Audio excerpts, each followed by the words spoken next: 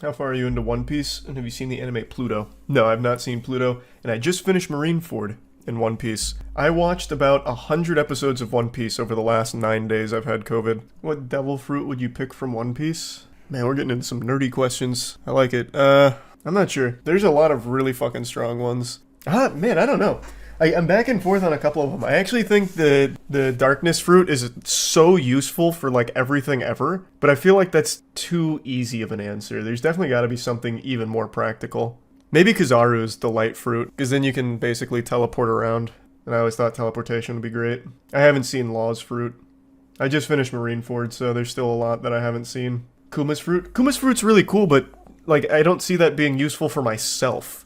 Being able to repel things at light speed is great for everyone else or great for combat, but I'm not exactly going into combat super often. So I'm trying to think of things that'd be really useful for me. The darkness fruit being able to basically control gravity as well, and the light fruit for teleportation. Both of those would be really helpful. And L can teleport, can fly, and is untouchable. Is that from his fruit though? I thought his fruit was just the lightning. Let me see. I thought all of that was his mantra. It's been a while since I watched the Skypiea arc, so maybe I'm misremembering. Does seem to be from his fruit. That's another good option then. What do you think is the most worthless devil fruit in real life? I don't think there is a useless devil fruit. I mean, it's just a benefit. Like, even the worst devil fruits are still just a net positive thing. The human fruit. Oh, I guess that one, yeah. Don't they make you drown, though? Not spontaneously.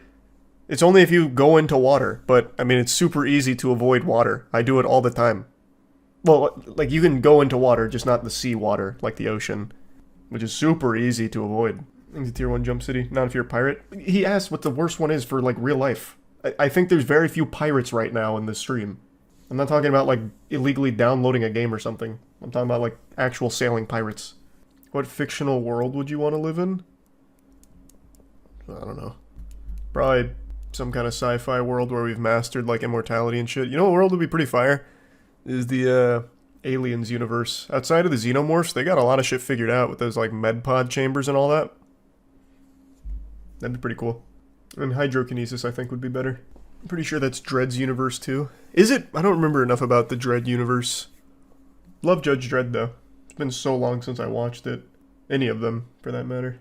What is hydrokinesis? You don't know what hydrokinesis is? The control of water. But there's also a community on YouTube that believes that they can control water. Basically, when the wind pushes it, they're like, I did it! It's actually really fire. It's big on TikTok now, too. This has become a pretty big thing. Water bending, yep. Just some casual water bending.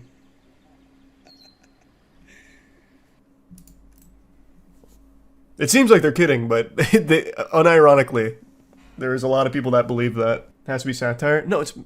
Brother, you must be new here. A couple of years ago, we went down this rabbit hole. There's an entire community of people that believe in aerokinesis, hydrokinesis, pyrokinesis. Basically, any belief where you can control elements. And now, since TikTok has blown up over the last few years, it's big on TikTok now as well. Basically, any belief you had when you were 6. Yeah, and now you have easy access to every other person who still has the mind of a 6-year-old. So what you're seeing on TikTok and YouTube Shorts and everything is people that believe in this, and then other people like, oh, wow, that's like really compelling evidence of the way that leaves were moving when he was moving his hands. Like, that can't be a coincidence. So it's kind of just blown up. I'm not surprised about it. Every belief you can ever dream of, you can find right now, and find an entire community of people that also believe it, no matter how ridiculous. It's the beauty of the internet. And I already gave the One Piece update. Since I had COVID, I spent like the last 9 days just binging One Piece. I've watched almost 100 episodes. So I finished Impelled Down in Marineford now. Marineford was amazing. Absolutely amazing. By far the best in the show. So far. And yeah, I've seen that, Jedi. Here, I will give you my main critique, though. And people are not going to like it. I am very tired of characters having really good opportunities to do something super smart and not taking it. For example, there are so many times they could have made it to Ace much quicker if they would just use their fucking devil fruit power a little more intelligently. Like, how many times have we seen Luffy make a big slingshot of himself where he just grabs the end of two things and fires himself forward to cover a great distance quickly and just not use it in the most pivotal of moments? It makes me so mad. Because he just jogs to ace the whole time. He doesn't use his power to traverse the landscape, which he would have excelled at. It made me so fucking mad. He could have slingshotted there and cut it in half. I get it, but the admirals won't let him. Yeah, I understand. Like, that's fine. I just wish he would have done it. Like, if he would have done it and then Kizaru teleports up there and kicks him like he inevitably ended up doing, it would have just been better to show me that he's at least thinking. Like, they're at least using their powers intelligently. Like, that's all I needed to see. Like, at least try it instead of jog there for 20 episodes. That's all I needed to see, is just do it and then show me why it wouldn't work with a Kizaru kick or something. Appreciate it, Jin. Thanks for that. I'm not streaming it, Cody. I'm playing through it actively right now. Thanks for the membership, Zach. Whitebeard wasn't even trying to save Ace. That's another thing that made me mad. He also was barely using his fucking power too. But I can chalk that up to him just being old and fatigued. That one I can excuse. It's like, okay, maybe this takes a huge toll on his body and he can't use it the way that you would think he could. Okay, fair enough. But Luffy, instead of just jogging the whole time, could have been using his abilities to get there so much fucking quicker. And there were plenty of times where Kizaru and the other admirals were not at their post, and at that moment he could have slingshotted there and made it much faster. But would it have made it much better if he'd acted faster? Well, no, it wouldn't have changed ultimately how I feel about it or anything. It just would have been nice to at least see him using his powers intelligently. Like he could have just got there much faster than he did. But no, it ultimately wouldn't have changed anything.